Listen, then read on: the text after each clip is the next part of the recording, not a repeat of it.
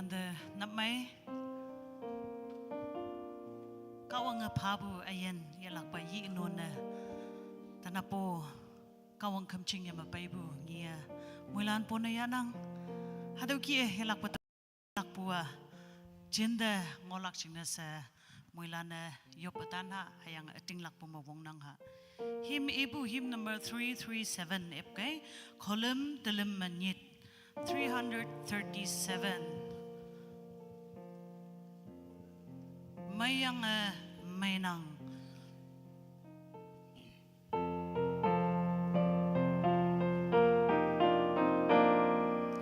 yang changi mai puji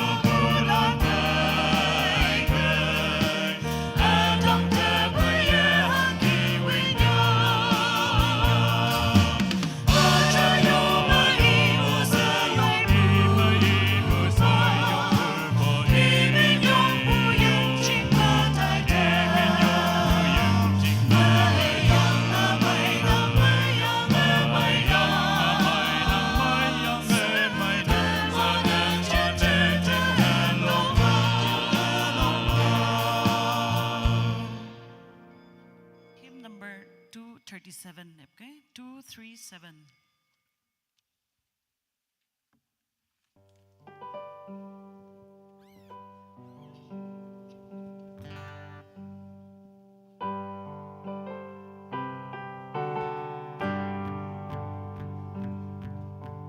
Hãy subscribe cho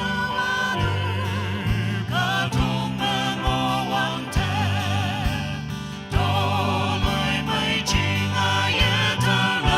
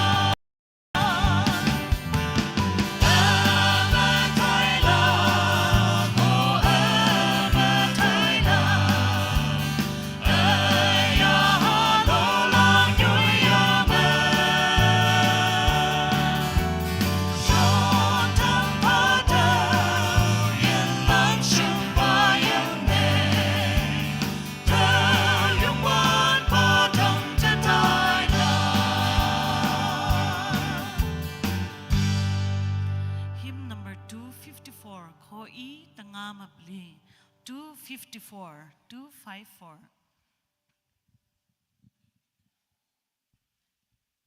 Episode na menga ma muilan jam siya yelak balala.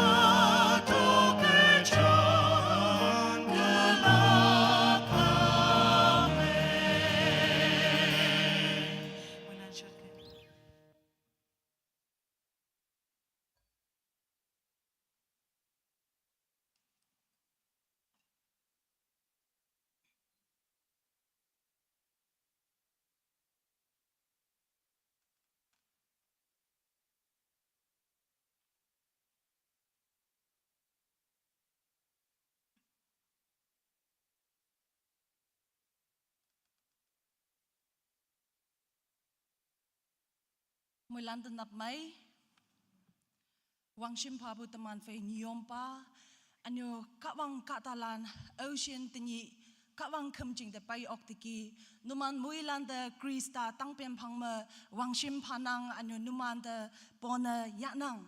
Tinyi teman hado kemjing me bu oh hio yak yang me yetailak. Tao khai mà mong chẳng mà ya ha mà yong hong li bu phai ateng lak bu phai yong ching các vang si sau de các vang tang pem de jisu tang pem de lai so de ngọ kayo teman mui lan các vang ma bu mui man ya yang tai ha o sa wang ne hado pang yu ha da hado ngau chai tam nang tao các vang ngau cha hado ki inang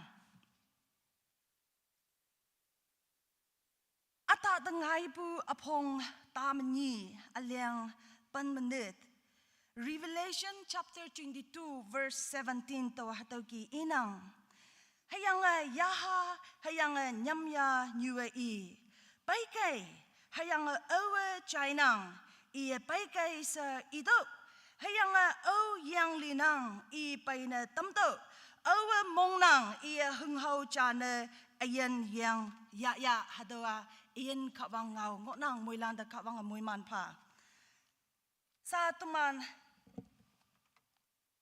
hado hemlai awangi ma hado Apostle Creed hado awangi ma ngonang page number yinang lambulan atung lakpu ngau song e pha muilan na awangi ma ngonang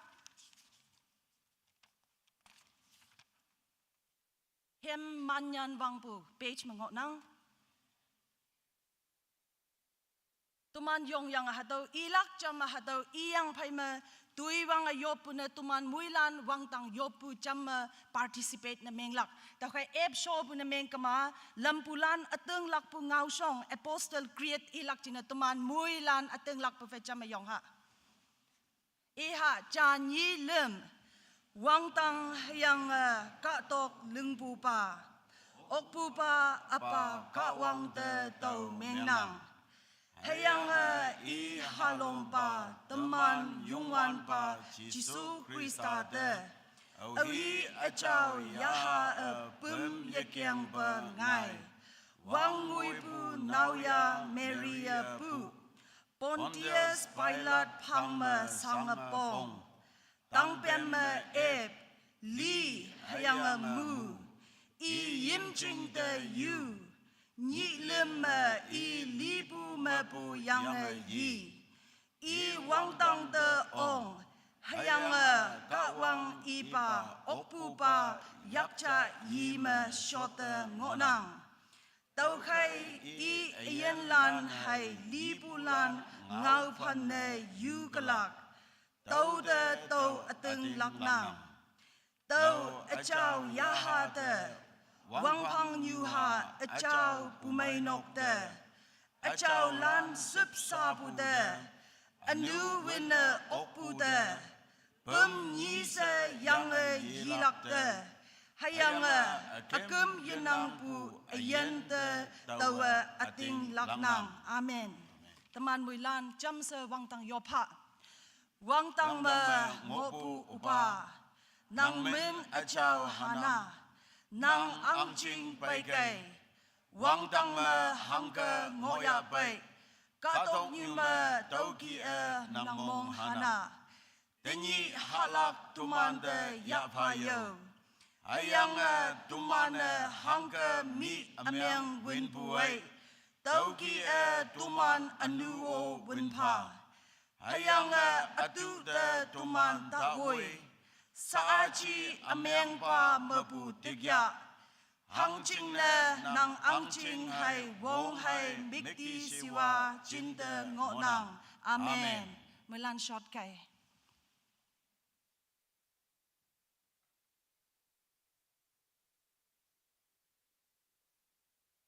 sa tumana hem chai bu ngo ha hatama hem lok lak china awang na tawalai hem akung sa tawa lai hem akung iman de hem lok lak china da hipak pha tam nang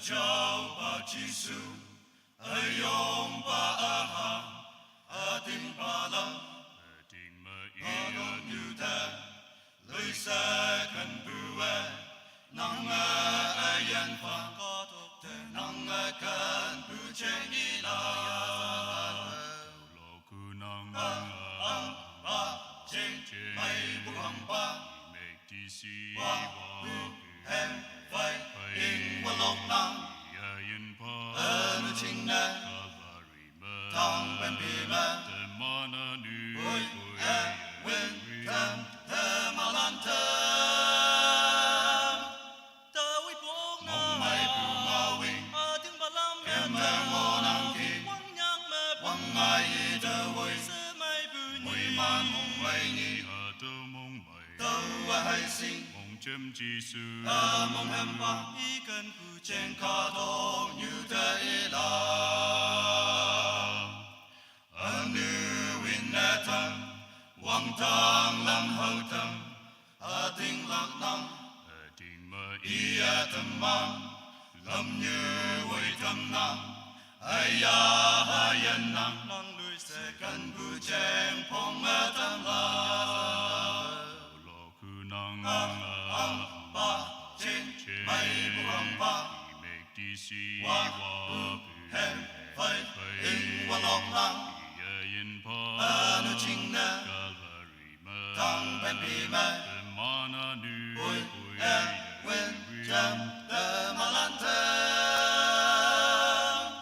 ta wi mai bu ma wi tiếng ba lang ken me ngo nang thi quang nhang me quang ai de wi se mai bu wi man mong mai ni tô mong mày tàu hay sinh mong chấm chi su mong em ba ý cần cụ trên cả thô như thế là lo khu năng ba trên mây buông ba mê tí si wa wa hem phai in wa lok lang yên pa anu ching na Calvary mơ tang ben bi ma mana nu ui wen tam the malante ta wi buông na mai buông ngao wing tiếng ba lang ken me ngo nang thi quang nhang me quang ai de wi se mai bu wi man mong mai ni tô mong mày tàu hay sinh mong chấm chi su mong em qua ý cần cụ trên cả thô như thế là tô mong mày tàu hay sinh mong chấm chi su mong em qua ý cần cụ trên cả thô như thế là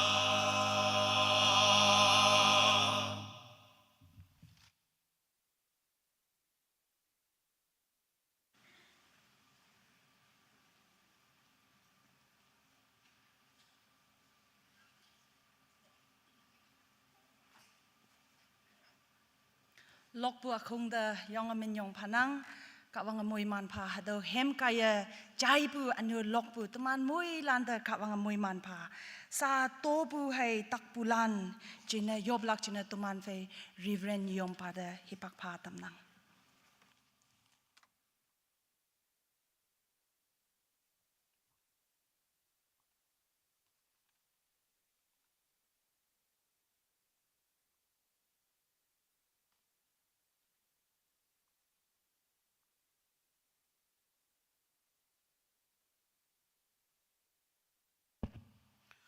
Kawang awa haki na iye yui ching mahu akung mabu chaka tobu chana toma a iye mahu apunga ako asang yenangbu ya pailakyang iye dauba a kumching ninok nok soma paidam lakyang hamanaksi yongwan bawa iya yalak kawang da tobu panbong hayang amonglong yan mok yan hama hayang singingin me ku lei bu mabu yichi ako asang ngok bu mabu yichi semyang bu ba yichi hayang bu sechau bu ba semai bu ba ya bai ke sinang oyen sene to bu ya bai dige mong mai pone yanang to ba to bu nam no ya bai lak chine so sam balanda he ba na Hymn number 202.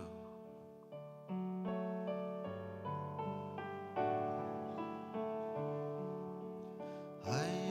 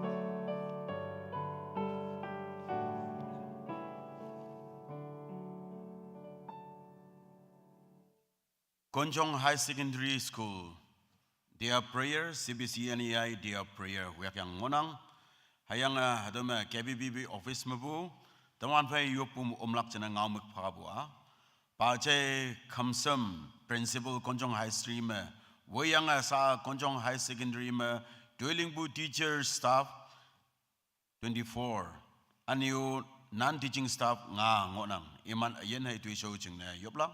Konyak High Secondary students enrollment 485 students, Nadan 254, Sogo 231, Ngonang Iman Ayen Duisho Jingne Yoblak.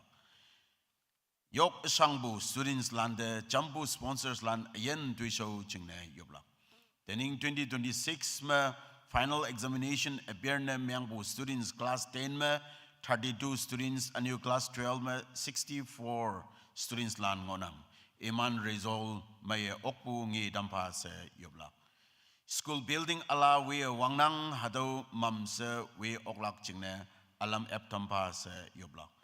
Konyak High Secondary Managing Director Bajay Dondao, Konyak High Chairman Bajay Tauji Nime, Wangyang Konyak High Secondary Board Member Lan Ayen Tuisho Jingne Yobla. Hado Adaman Konyak Pangjim Office Mabu. Nis buang ngawmuk madaman fai NBCCA Cbcnei pang mongonang. Dau jingna Cbcnei General Secretary wangpu staff lan hayanga anyo Cbcnei pang mongokpu Association Council lan NBCC oma hado kong kimpu Executive Secretaries lan jingna General Secretaries lan jingna daman hayang Ministry to show jingna Baptist in Northeast India jingna hado ngawmuk lan tinyi teman pay yung sabnik pu chu wan jama ating ba ma ngauting dating pay Christian testimony amay pay weibu wenyu weba hayang Baptist Christian noksa family na yalak pa ang dampao se hado ngaumuklan ya atuman jam se yupoy bagya.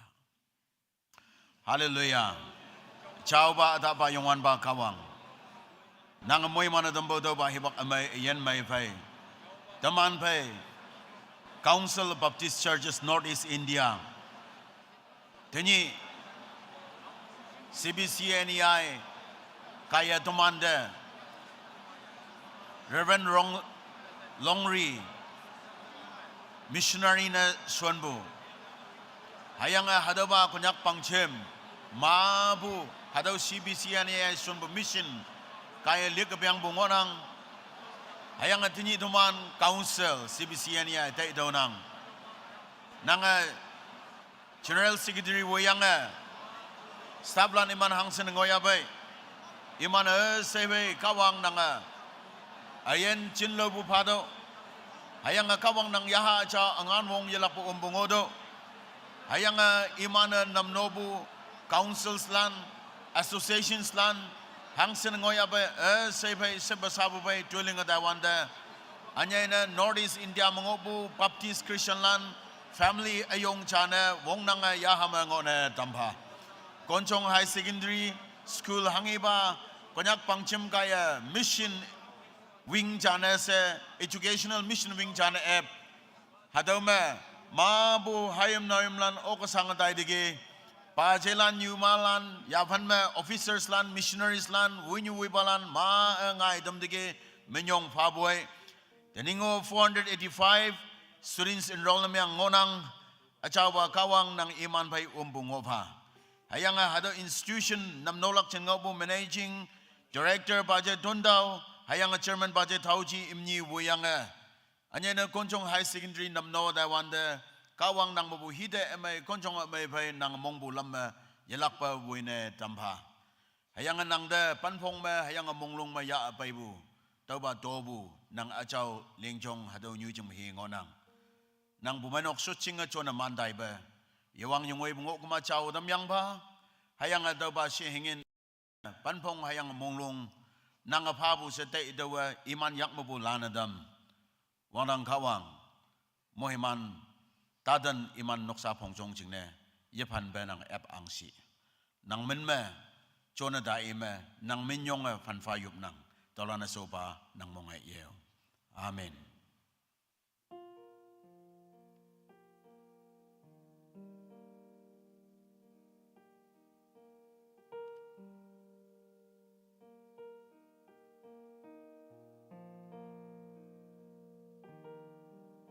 Oyen tani special prayer yahu ya bay. Nok ma tanap ayopuma omlak sa tay bay bulan ngono oklak. Ayang tau kanda ngoyang bay ma chiboy. Aching na special prayer jawong bongyangu tanap sa Daibu prayer agenda nang kaokobu ngaumik ngokuma yopatan kay hayang ayong lakching na hipak eplap dawa kawang ngau dawa hadauki inanggi numan lai ido hayang chonda daw ngau ido nanga hangingi hayang chai mikmau bawa ngibuok yabai ba kiembuok ngon balan chawadam naban balan chai buok li balan yang ayi buok hayang pungau amai yok sang balan de nyau hadau Yesus Kristus mabu pungau amai konyo bu sa yici hayang boy mabu takatin balan mai dam yanggi hayang hadau mai dambu sagi aja jar tai pado si ibu kie tenap nango nang ien mai dambu kaya nino noksa mai dambu kaya Maidam saki, maidam bu saki palak me, maidam ya oklak cing ne. Ating lak bu fai nang so cing me yong bu oklak, sa yong lak cing ne hibak ep nang. Kawang amoy man lak, si yeli bu kawang, sipsi ma bu kawang, yayang ma bu kawang. Tau cing ne, hadau sipsi kawang mabu he maidam lak pai nang. Yayang bu kawang mabuhay nang mabu may damlak nang da may damlak ya pay lang mo nang teman mo ilan ming moya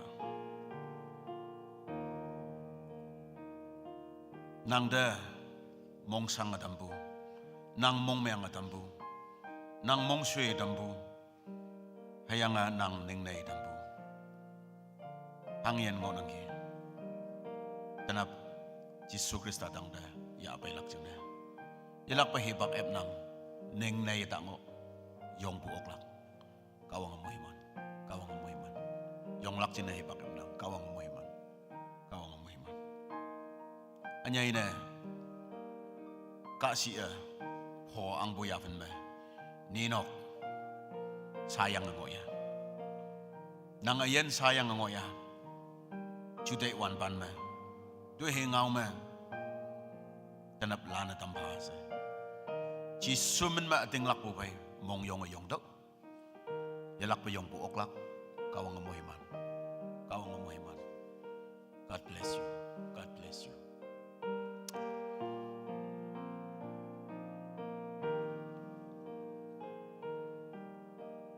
nangayen jingnese tanap hadaw hibak amay na ngonang Siya tengok bulan tuman. Yung ngok bulan jeng na yublak. Siya tengok bulan tumano. Yung bulan bay hanghiyo yuyo na yichiba. Mahi imatak atin na mong sang mong miyang bupay. Wang dang kawang pay matjiya ok pungok na miyang gama. Kawang song da paya. Teman mong jam. Panapabo pay. Yo yan noksa jeng na healing, restoration. You will jump to your people. Yoba. Hallelujah. Achaw ba daba yung wan ba kawa. Nang damin yung bufaboy. Sa hadaba mini kondame nang kadalan. Awiyan ausin nang kimjeng na bay. Hayang adaba inyuy me. Yui ating lapu hawa. Yung yang ngonang. Hallelujah wangdang kawang. Iman yung buwa cajang cham na yemyang lak. Hang ching na hadaw ating lakpo haunang. Hayang ating lakpo gaya nang dak may degi se. Yan iba Yesus Kristus iyang ye. Tanap nang kadalan ating laka. Yesus Kristus nang yichang na chuan bu ching na. Wangdang kawang nang kadalan mongobu. Cancer dak may dam daw. Yesus Kristus may dam daw. Hallelujah wangdang kawang. Nang da ating lakpo bay yong bu ching na. Hayang ating lakpo bay yop bu ching na. Hangiba takayden amyang mongchang dak yisigama chilo dak hangiba yemay mo Nazareth Jesus Christ man mayedam dak Jesus man mamaida hallelujah wang dang kawang ayanga hangiba mahi ima to nyai bu bai yo onga ine yamai bu takai den ngonange I hai mai to nyai bu hadau Nazareth Jesus Christ man ma changadai namnang hadau tak nang kadalan mo bu taidau Jesus man ma taidau Jesus man ma changdai namnang hadau tak nisale iena dadang awian na ba na ngonange Nazareth Jesus Christ man ma hadau na ebadam do Jesus man ma abdo Jesus man ma do na ebadam do hallelujah wang dang kawang hayanga mikpo masomongobo hadau mikmobu Nazareth Jesus Christ man ma ebadam do be healed in Jesus name Jesus man ma do mik ebadam ba hallelujah wang dang kawang nang da pana pa boy oh chawa kawang hangiba ya yak pai dak bu nganange hadau pai sokbu Nazareth Jesus Christ man ma kemdo Jesus man ma lanalam do be healed in Jesus name Jesus man ma kemdo Jesus man ma lanalam do Jesus man ma maidam ba hallelujah wang dang kawang kasiya waudo shedamal your boy ngondang ngai bu ngonanga mangai ngonanga ina yamai bu dakay den bay ngonanga atong me among me hadau say Nazareth Jesus Christ man me chawdam ba hayanga sa Jesus man me hadau takaden changadai dam panpa yo boy hayanga hadau malainya na pabolan say dam me wangdang kawang nang man me chona dam boy sa nang imanda maidam lakpa angan wong pado takaden balancing na maidam do hayanga wongbong na miyang bu yambulan dang ma hibang makaksu nang moy mandam do hayanga hanghi jingne hadaw nyana bay hadaw ngaw mag ase nang sipsi ang jing song ya bay boy hayanga nang iman da chana yibo ayong ya kay danap nang kim jing ya bay okpa hospital me hayanga takbu sileng mayoy nok me ayan online malay ngonang ye Nazareth Jesus Christ man me maidam lakba angan wong paro lilang mabu ayan jin ba udamba yang yibo bay daw ba pumay nok ta anong na damba Delhi deng ngoy atakaten na puching na sa kemayong ngobu. Hayanga teman district hospital deng ngoy sa takaten ng ngobulan. Hayanga nokma yikem yung okpa tonya ye takaten ng ngobulan. Esay tanap nang song dia abay nang. Nazareth Jesus Christ man iman esay da may damlak ba angan wong pado siyop nang. Dola na sa upa ng mga iyo. Amen. Sot kay kaong moy man.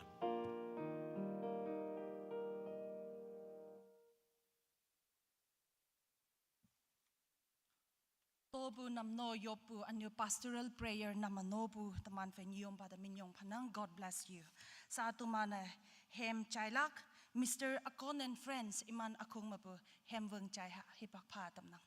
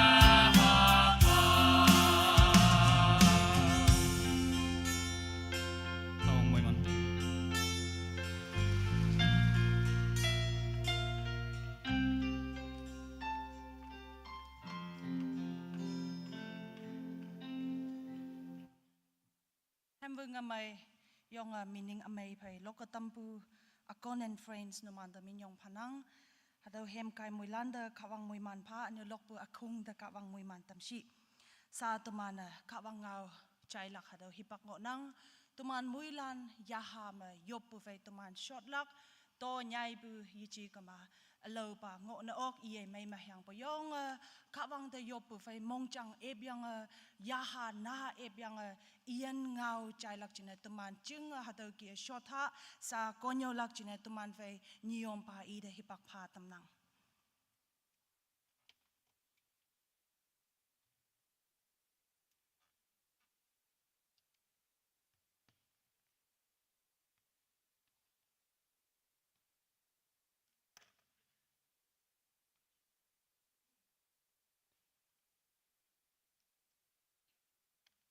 Isibu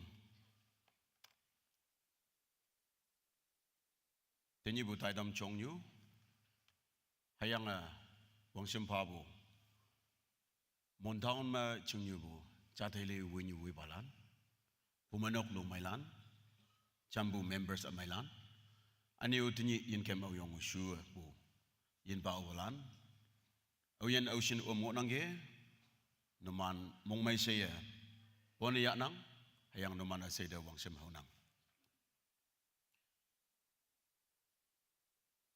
teman bumai nok me hayang KBCM me hayang Konyak chateli me mabu men mai ya bai bu nang hayang hadau ki teman cha cha de wang sem ho e ya nang hadau yong me meni me mai KNSK office me yup na nyek bude hang ye si bude teman fai yup lak ngau mik cha tam han bu ngoyang gi tau jina no man do hadau ngau mik tam hanu nang teman fai KNSK president nang cha me yong lak jina setong nang nyuma ponglem ya teman fai social welfare hayang women commission office ni collaborate na myang yang Newland Sokolan Yome Naga Chateli Landa last 5 years mong me social service hayang contribution me excellence service pabulan award lebu me Nagaland me ya award tau yang yengo nang tau jina excellence award tuman Chateli de KBCM de ya ye bu jina teman moilan congratulate myang ya pa ko ya thank you kawang KNSK office sayang nang ayanda muhiman yang ya tobu pabu ngonang kawang anye muhiman tanap teman fai kawang ngau book of X lambulan lai mabu ngau lak Dogama chapter 15 Tawa X chapter 16 do tailabu hayang boy hipak chama YouTube teman jing YouTube telai si bude kata cha comments pa bu boy 16 nya wanda chapter 16 jing ko nya wanda tani X chapter 15 verse 29 ma wanglak sa tai si bu sa ka comments cha pa boy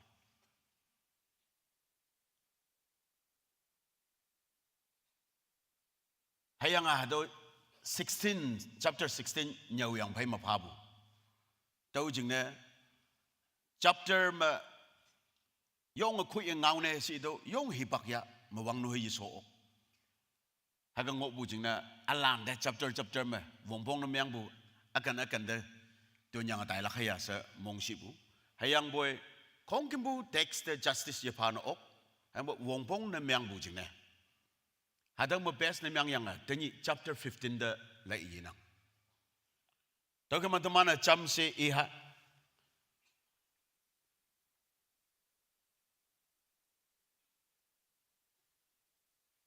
Acts chapter 15 verses 29 mabu 35 to ngoye cham se ihunang hanghe bible verse nya ba ya bu mailak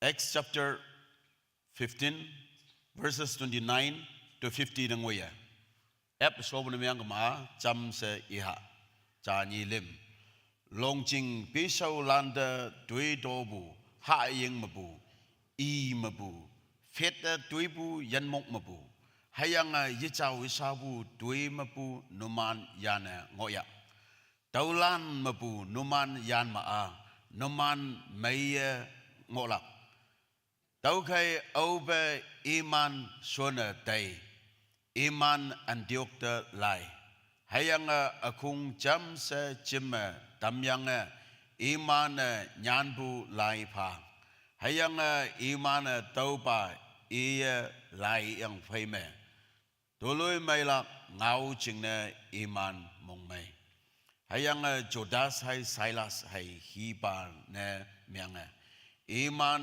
jehe naulanda ngau mawa yang bufa hayanga iman bong nang na tam hayanga taume atencha nyuyang faime iman jehe naulan mapu tulu mai me iman suan balan tang da lai yene tam hayang boy Silas taume mu ngona mong hayang boy Paul hai Barnabas nia alaulan mawa omyanga yongwan ba ngau nyawa hayang konyawa andiok ma nyui ada me Paul hayang Salaslan Jerusalem Council mabu hangi decision phaya be hadau ya yang anio andiok ma konyo ngolay anio pumanok landa kembu tau nginang hadau ma ya panyanga understanding the transition from Mosaic dietary law to the gospel. Mosaic ha yang ngau kemabu pungau amai de jailebu ya fan temana singaya lah. Hayang dietary law Leviticus 11 mengonang Deuteronomy 14 mengonang. Leviticus hayang anio Henson me. Hayang saat teman ibu particularly verse 24 hadau me ngilak. Acts chapter 15 29 me. Longjing pisau landa tui dobu ha yang mabu I mabu feta tui bu yan mok mabu hayang yichau sabu tui mabu noman yan ngoya taulan mabu noman yan maa noman maya ngolak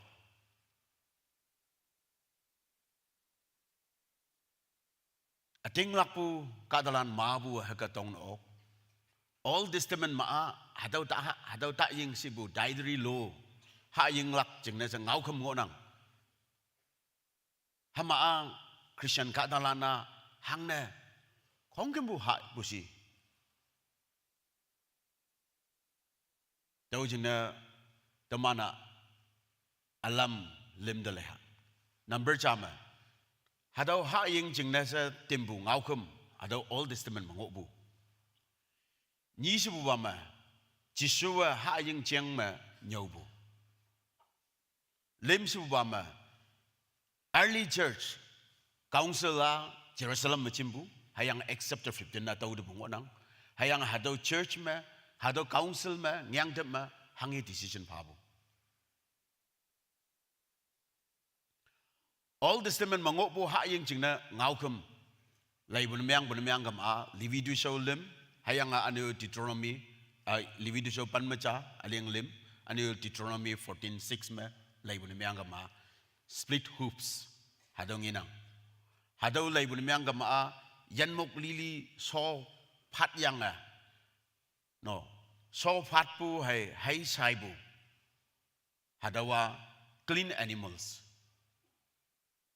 mahu ki bu no yanmok lili so sok phat yang hai sai bu ha wanda hai sai ha bu hki bu no mana ha na oklak hadau ingonang hadawa Chau sibu yan mok achaulan sibune hadau nginang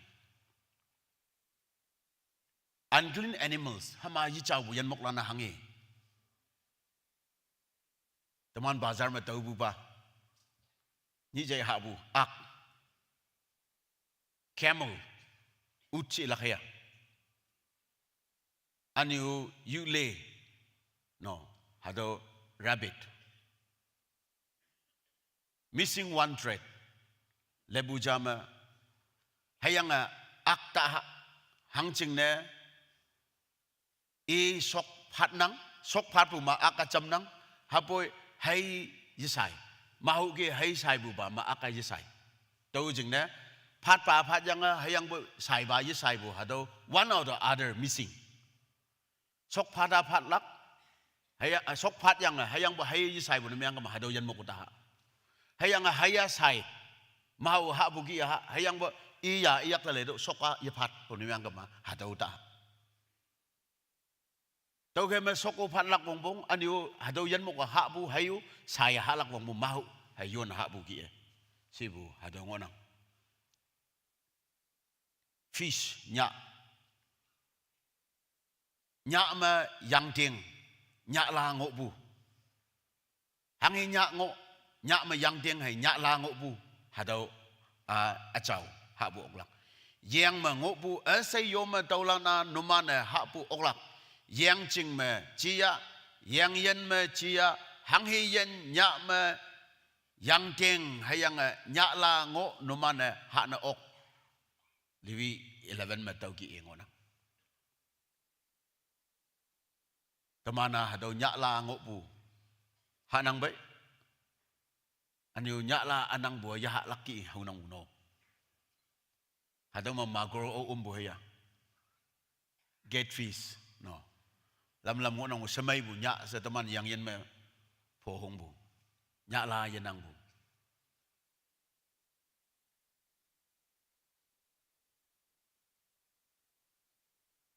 Birds au halan nulak pa au halan ya halak yingpang au lan pongkon hayanga yang jing au lan ha hayanga lan yu pongkon kawang yang mon au nyu nya au nyak au hankak au nyu lan so au khu yang na au phoi hayanga au pak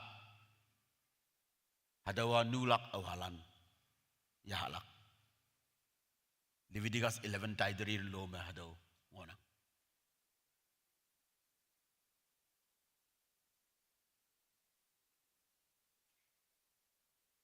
yan mok si lakaya insects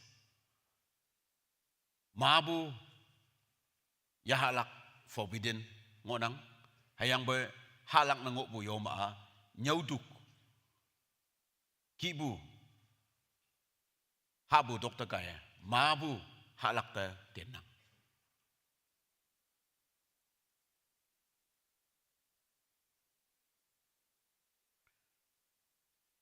Bible verse ta lay gama ayang nyem yang aya beli pai kembu kong kembu noman jingne nulak pa tau yang boy ayang nyem yang aya beli pai kembu hangi ka dok me power tai lak jingne aya tok me aniu tan sok nyem yang ngo nomane ha na ok taulan yomu bu nomane taulana ha na ok nyauduk hayang taulan kibu hiwo duk hayang taulan kibu yancik hayang taulan kibu hayang duk yoyoy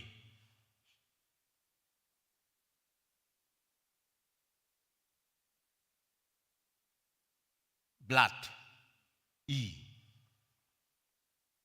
never consume because the life of the flesh is in the blood obeo taha hang jingne ayen a ima ngonang Leviticus 17:11 hadawa Old Testament livi lai ngobu taidri lo halak ya halak ngau khumma hada ngonang hang jingne ayen ngobu yan mok li me ayen a ima ngonang hayang tau jingne yongwan bawa nomanda haka kong kembua katalan jing anu ya tailak jingne wam chong me sok tamdo se ngau kyang pha hang hiba ayen ngonang tawa anu dan dambu lingnang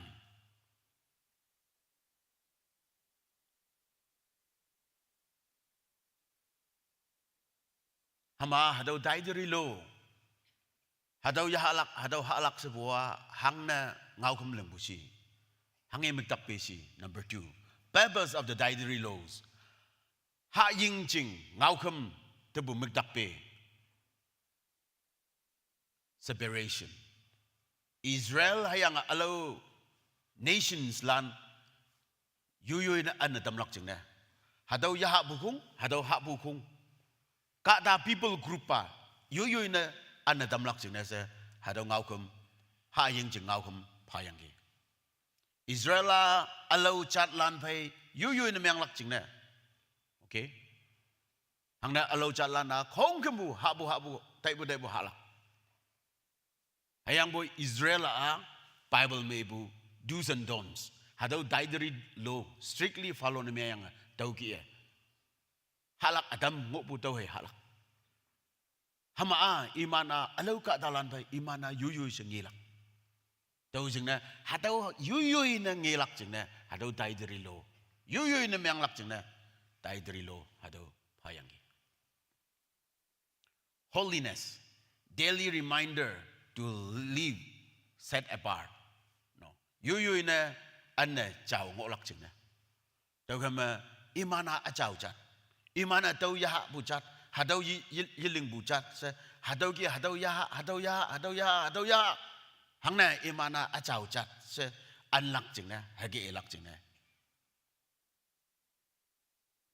Hayang symbolic teaching the lay wanda lepu the lay wanda Krista tolak the lepu nyobu. Hadau hang heba taha si bungo ya be hadau ya yan mok yan ngok bu khong kumbu yan mok hadau mo na hadau taha hayang hadau anyo ngoi galak hibak ma Jisu Krista paibu hadau teman tenyibu anu ka dalan sak aja. Hadau lepu ayong ngoyang gi. Lem subaya fan ma Jisu hayang jailai dambu. Tau kai ma haga ngo opai si buda. Menyi dengo ya haga ngo si buda. Jisu pai hayang jailai dambu.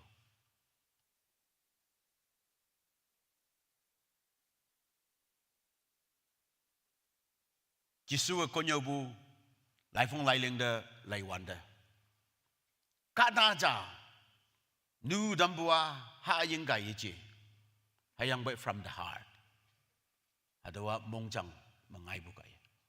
Ado yang. Hayang tau kai. Old Testament ma tawa ha ying gai yang ma. Tau kai ma hadau yen na ya bangok yang phai ma. A chao chat se ngok lak yang ma.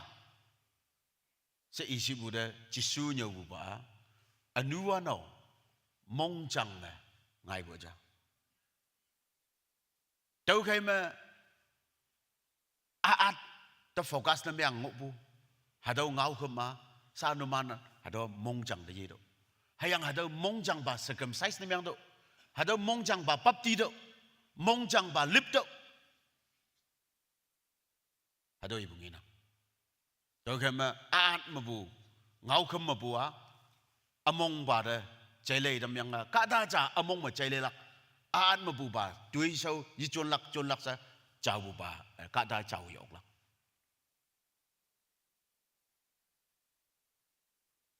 Hayang haki bu teaching Jisu Krista pa yang hadau kai Christianity Jihudi lan world Jihudi ka dokte hagi bu teaching pai hadau ma yin hu lanu monglep Jihudi lanu monglep jam se pumanok na myang andiok me anyo alo ba pumanok lan me sa mabu hagi first century Christian lan hagi ngok wan de iman ba me the crisis in the early church awang ba pumanok me iman pumanok awang ba lan me sangsi ngai bu hadau chiang mangai yang ge ya la kaya halak yichon la kaya cholak Jisu wang lam macam kem la kaya mosaic dietary law macam la.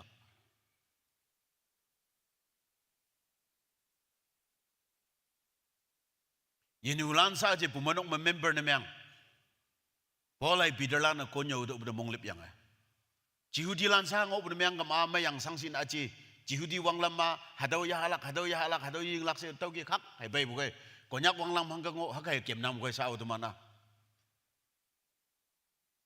hayang boy sa aji yin hulan wang lam yin hulan o nyat yang pu manok ka cham ma pu manok so chinga ngai tau jing na se Jihudi lan hadau mozaik lowa yin hulano chon lak wong bong pu manok ma teman wang lam ne hadau ki ibu ngayang ge hayang hadau chon lak wong bong si wanda I ya halak ak mai ya halak nya ala yanang bu ya halak anyu yan mok yan ha yesai bu anyu sok ya phat bu hadau ya halak ma bu alam jahi yi jibe tau jing na hadau ya halak si bu me this led to the council of Jerusalem hayang hadau church council sa ji meeting ayong jimbu ma Peter hayang Paul James webana ngoyang ki James Jerusalem council kandang amyang bongela then the decision in Acts chapter 15 sa ji council ngau bu khai ngau phan na ngai bu khai hayang ngau phan yang ki lambulan pan manga na ngau phan pha bu the early church hadau council decide na myang bua Gentile Christians must follow Jewish law sa hadau ki kata atam ngai bu jing na hama hadau hang ki elak si bu ma Peter Paul hayang James lan meeting conduct na myang Gentile believers do not have to keep the Mosaic dietary law that was the decision Jihudi lan oh no Yinhulan temana Yinhulan ngo nang Jihudi ne je boi hadau Yinhulan hadau Jihudi mosa ngau kyang ha ying hadau follow na myang lak bong bong na myang lak tenyi teman pu menok me sa hadau decision ya yang ki so khepu nadalan so khepu wang lam ngo pu tenyi teman papti bu ki hadau o ye khap lak hayang aneu dietary law ha'aying, including blood, consumption of pork, akmay, hayang alaw mabu, hadaw yan, yahalak ngubu, hayang bo hadawa, yin hulanda, hadaw pangbu yan ang lak. However, they gave 4 instructions. Hadaw council gaya, instruction beli. Hangi follow na lak beli imanda lamhobu ngo yang ge. Number 1, abstain from food sacrificed to idols. Muang de kembu. Hadaw muang de tobu haying ya apai bu hadaw ta. Hadaw yang. Muang de kim yang pai. Okay? Hadaw ta. Hang ne. Hadaw ha bu ne myang ga ba. Jihudi landa judai de bok nangi. Temanai do dogra buja wanda lama bu wanda iman temple me mitai jaja ki bu pa wanda nahalan ha bu adam ha bu hadong inang adam da tau ha bu yo bok hayang adam ma ai tawa mitai da tawa anai da iman kembu wumbu ba da teman kembumbu aji anu omlak pa tau i da kembu ba ngonang Hadaw habu ba mitai meji. Hadaw du winbu nalada tabu ngin coins tebi nalama. Puja wanda winbu ngin saina teman nahalan Sunday school nahalan peting bukai asong wanda. Hadaw coins hadaw me anuba yenang. Hayang bu udo muang de kembu ba yopu ba me. Okay? Tau jeng na hayang boy. Yin hulana hadau ki bu freedom Christian lana hake yap yo jihuti lan cutai dapat cepok kadang ye. Hayang hadau ki teman konyak au leng wanda ngai nang bu. Konyak au leng wanda au je leng lak aja si bu Hai. Anio konyak traditional ada alam cha. Ba abu ba wang lam jing ni ta ba ya pai ge si wanda. Yik ya pai ne si do ya mai hado hange ha. Ivory. Mai pa no haya. No. Hado lúc qua tôi don't ngau mà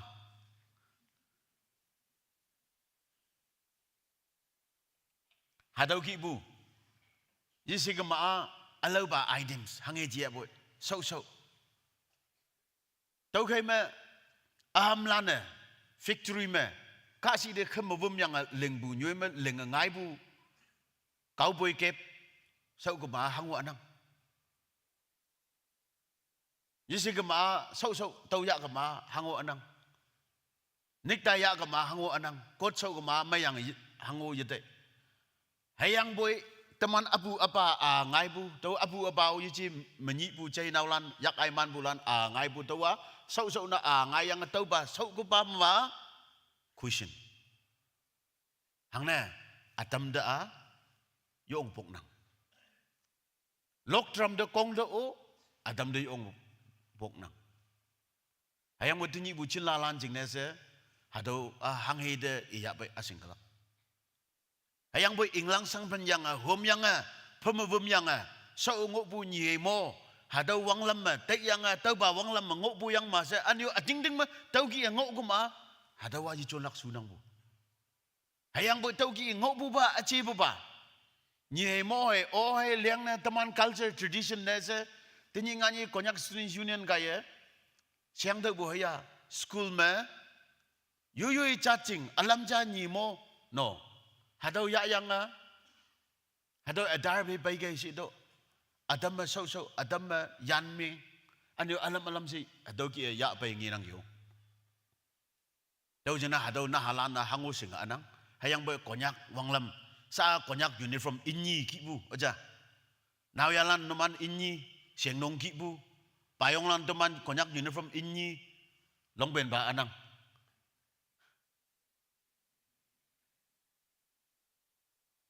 Hayang boy Westcoast ngonang, no. Konyak ka design miang bu. Hatau ki bu chane se teman na atau chon nelik, tau ang nelik. Hayang boy atam jing ne se tawa yong atu na miang. Hatau ki bu sangyang ge, cihudilan hai. Chandals yinulan pame. Awang na monglip yang iman pumenok jana saida bu jing ne. Tau jing ne. Iu dah sa tau jing ne ilak na ngayang ge. Abstain from blood. Hang ne jiu dilan iha bu wang lam yanang. Iha bu yinulan iha bu. Hama hadau iha bu kadalan pai ya bu acau cat hangga kau jam halak hangga ngolak hangga jam halak hada iha bu ngi bu nemiang kama kadalan seng tau tailak hayang adau apu menok atam tailak yuyu kung nemiang tailak sebesabu yanang lak tau jina abstain from blood Hado yinhulano I mai ba ta mong de kem yang bum yang bu hado ha yang mai ba alo halak ma ngok bu khai ma hang aha yang bu ne aji bu khai ma hado yan ki bu ha anio I yan ki bu ha yang hado jiu dilan ju dai wan ban da ta bu ku sip sa ngok bu bong pong abstain from meat of strangled animals Muslim lah na halal imana mahu iman yang de engti yang 2000 I ko ke musok pun yang pai hak bukai no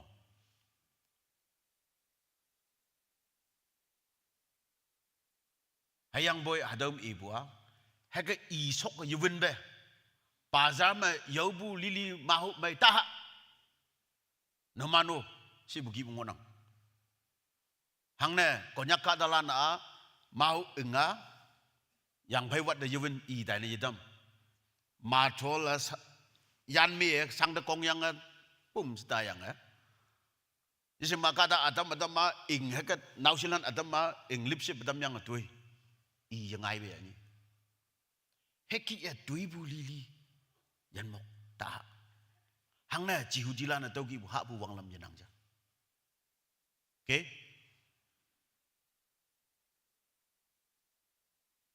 tau ke ma tau ki bu yan mok ta si yang ma tu mana pa ha nang no hayang boy Hado first Churches land Jerusalem Council ma decision pa bua hangga si besar ngolak si besar ngobuba akyang yun namyang bujeng ne hado iyang please ubama abstain from sexual immorality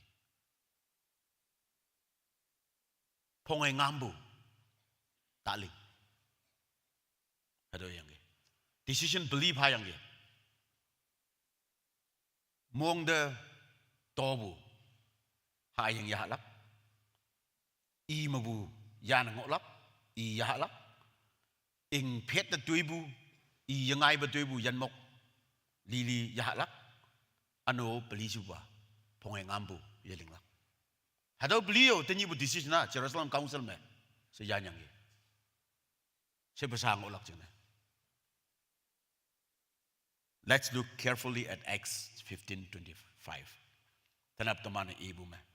Hado malay wanda, hado instruction chapter 15:29 mangokbu hado me. Hado ma peli alam peli hau bu yo me hado wa anu nyina damyang teman lay huwa. Number ja cultural or fellowship issues. Iman jing ne Jerusalem Council me face namyang bu issue culture. Jehudilan culture, Greek culture. Wanglam, buzim wanglam, yicambu. Yo ne myangbu, hada ngo yang ke. Aniu fellowship. Hayang boy saji imana pumanok myangbu jing ne sepesa ngo ne ibu de ha ying jiang ma yisip sa ok. Table jam ya ha ok.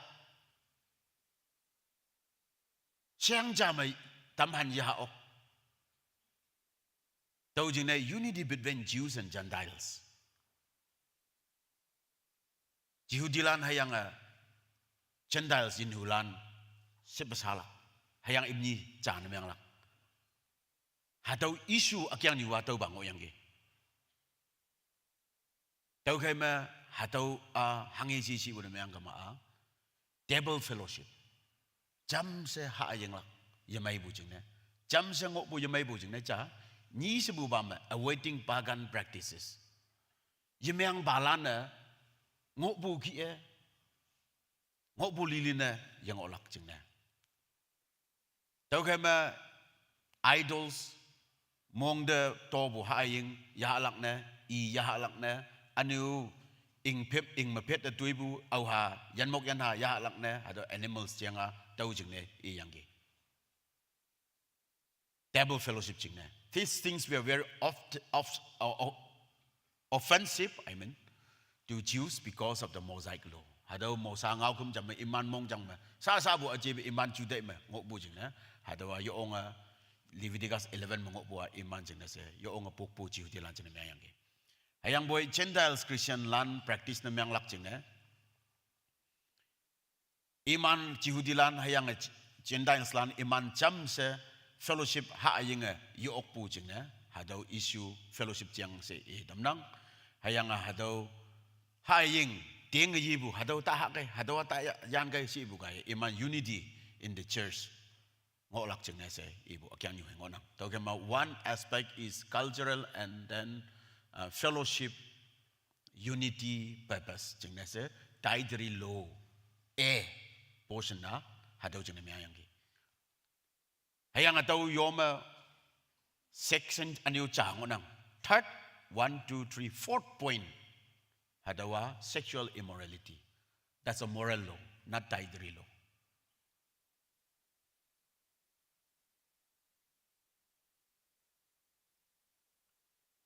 Greek ngauma bornea, which refers to sexual practices forbidden by God.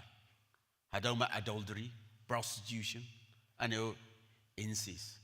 Chay nào ba, nhà nào ba, phong ngambu, hayang nga phong ngambu lili, chính yang phải mà, hayang man nhuy be, phong ngambu, hayang nga prostitution. Sekolah na, natalana, yoy mahi yobu. Hadawa pangbu, hadaw morello. Jerusalem Council ma, hadaw pangyangi. Hayang hadaw Leviticus 18 ma, hadaw morello ngona.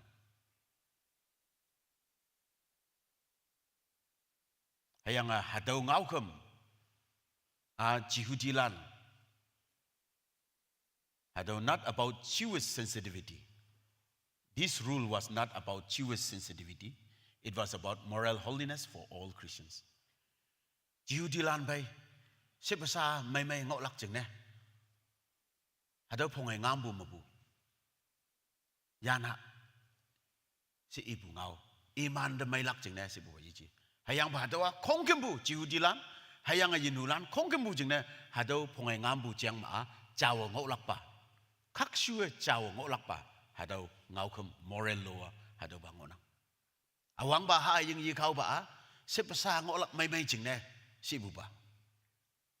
Hayang boy ni si buba moral law ngok nang hayang jang yichi hayang hadawa yue yen pem khaksuwe chawe ngok lak pa hadaw ba Jihudilan jing no hayang yinhulan jing no atan jabu jing na yichi hayang boy panggalang jinde kawang ngau ma hadawa ta chaw ngok do si inang hang na hadawlan leng do si ibu si unity ngau yang ngau yang onang pumai nok ma sepasabu ngolak ching ne anyo moral purity ayen nyungo khaksuwe chaw ngolak ching ne hadawa sexual immorality mabuya na ngo do si bua hadaw ayen nyungo khaksuwe chaw ngolak ching ne anyo haing hangyen Jihudilan de judai de poknangge hadaw yan mabu ya na ngo do si bua pumai nok sepasa ngolak ching ne Tôi mà trả xếp sa ngõ lắc chừng này, nhí sư bù bả, chào sa ngõ lắc chừng này. Christian freedom in food. Hạ yên mà Christian land incomplete yang. Christian land dambu sila kaya. Haya pumaya fan sila kaya. Tôi mà Paul il epistle gì câu mà. Christian land teman hak lak jeng ne pang bua hango yenang. Freedom hadaw iglak. Hayang epistle Romans chapter 14, hayang Corinthian apong 8, hayang apong 2 pandangoi bumong ma i nyau laibu laiwanda. Food does not determine salvation. Yan yibu daw lak jeng ne se hadaw ha hayeng kai yichi.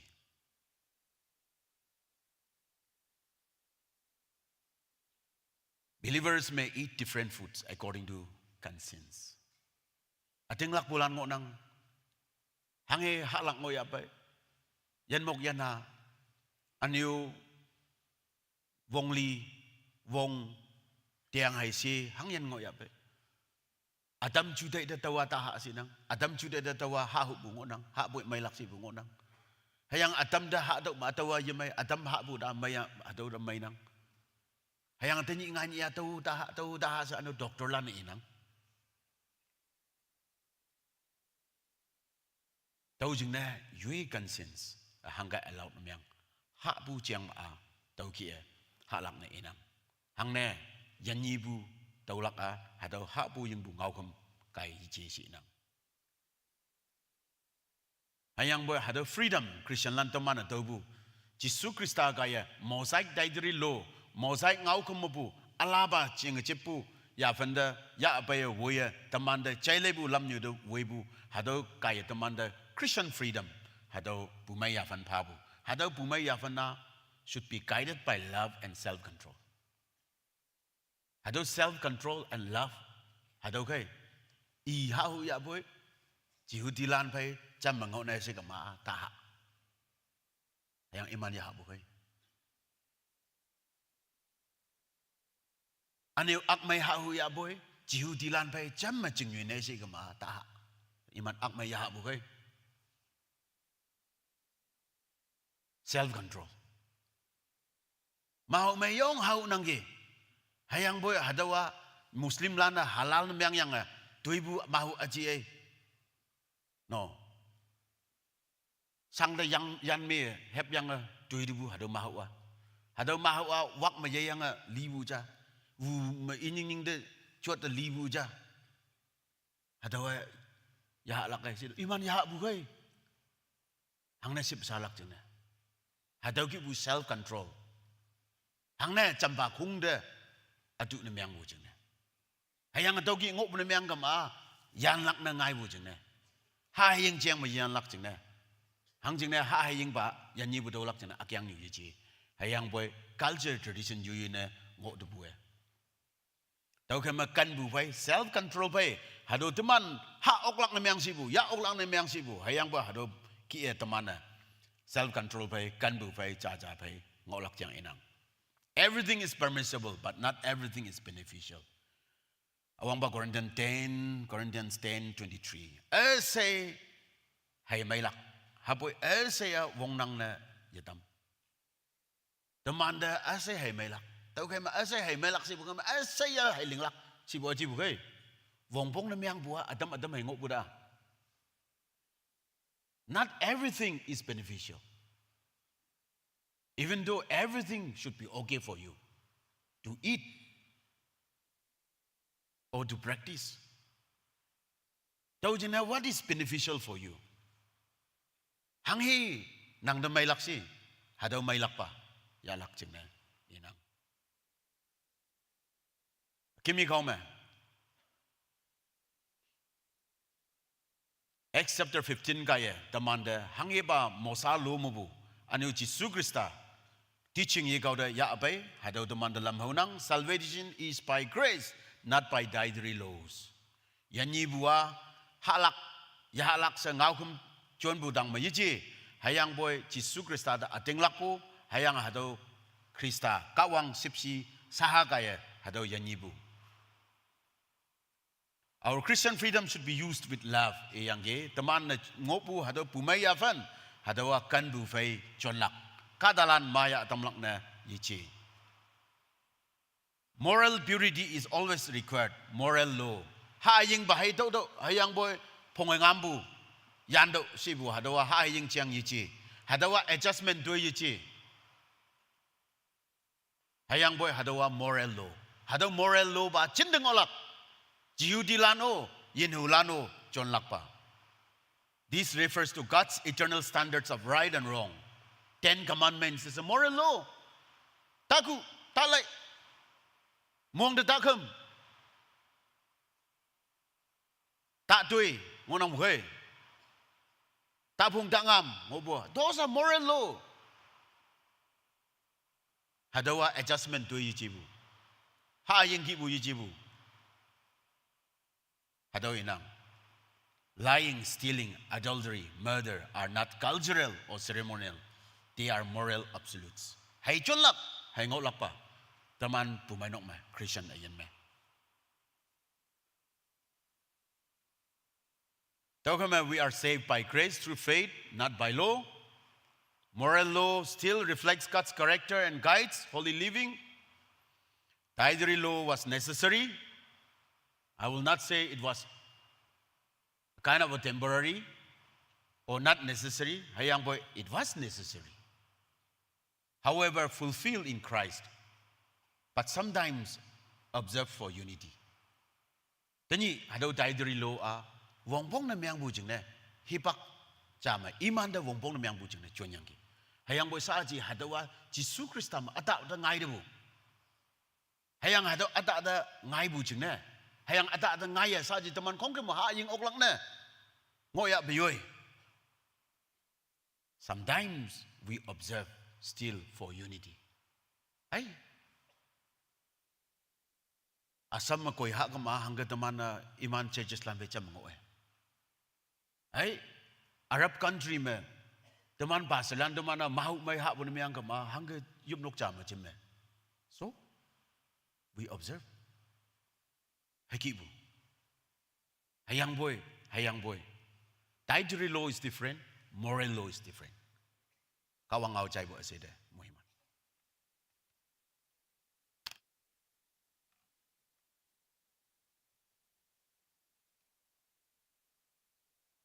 Krista tăng pen pai ok lak chine tuman yen nok sa yong paw tức pu phai chao xia atưng lak pu phai ngo ha o se hado yelak pachai tamnang nhiều bu ba tuman phen yom pa de minyong phanang kawang nang yen tui sau de yelak pa mui heman pa sa tuman tui te ma hem lok lak hem kocha tenit matat 178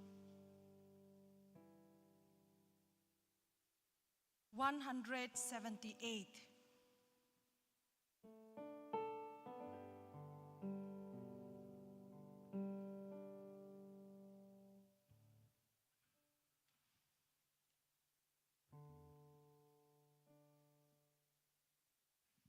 Ep so gama tuman mo lancham sa yong ka.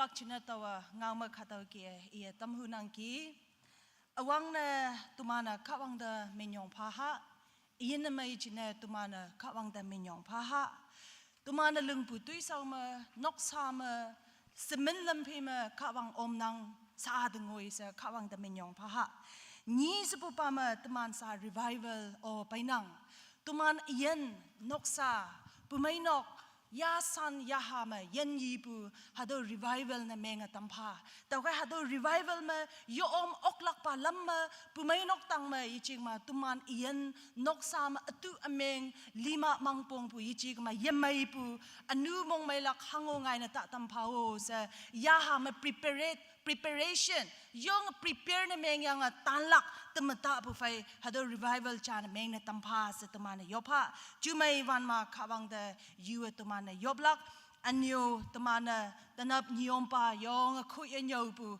yen maya งอวันแต่ยองยุยเย็นปุ่มแต่ตึกยังเจ้าเชียตมันกรีสตาอังจิงมันไม่ตำยาลักกรีสตาตั้งเป็นไปออกลักป่าลำมาควายลีไฟต์นะเมงยังงอลักคริสเตียนเย็นจานตุมันเย็นงอนะตัมพาสตุมันข้าวังติโยพะยานะตายไปนางข้าวังมาปูหังฮีมวยให้มันยาหูนังกีตุมันมวยลันข้าวังแต่มวยมันยุลักจำสตุมันยบยังตุยชวะยบพะวังตังมงอปูป่านางมวยให้มันปูยิ่งยองจินนะฮาเลลูยา praise the Lord อุปาตุมันนางแต่ยาสัญญาลีตุมันนางแต่มิยองฟันังเจ้าป่าวังตังมงอปูป่ายันไม่จินนะฮิบักไม่จินนะยงวันพักข้าวังนางพาปูสมลลำฟีจินะอุปาตุมันนางแต่มิยองพาปูไอสาตุมัน revival โอไปนางฮัตรีไวเวลายาฮามายาสัญญาเลตมะตะยังตมานะตันลักปาฮัตรีไวเวลชาเนเมนะตัมพา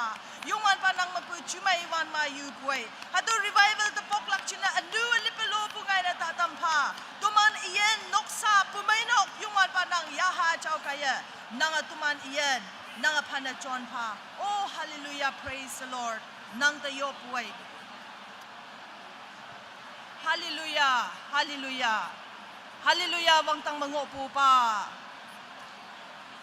นางมวยให้มันปูอีนไม่ชินะตุมันนางตะมิยองฟ้าป่วยฮัดงวยกลักฮัดปามาตุมันยาฮามายันยีปูยาฮูปชินะตุมัน revival ยองไตตำลึงงอนังโอ้บาฮัด revival ยาสัญญาเลปูไม่นกตุมันเอียนนกซาคงตับใจเลยปูยันยีโตปูฮัด revival ยองชาเนเมงนะตัมพาข้าวังนางแต่ยบนางฮัดไตตัมตะปกลักชินะอนุกะเชียนลิเปโลปงไงนะตาตัมพาลิมามังปงปูปูไม่นกตังมายิชิกมาตุมันเอียนตังมาไงนะตาเตวังตังมงอปูปานางตุมันแต่จุไม่วันมานางตุมันแต่ยะไกนางแต่ยบป่วยสาวตุมันยูนกแต่ตุมันยีไตหนึ่งลำปังลำปามามายาเผาชาปูการีอินจินมาตุมันเอียนมาตัวเมงไงนะตาเติมยูนกไม่มันงุยนางยาหาเจ้าตุมันไปไตพาเย็นข้าบังนางตะมิยงพายัง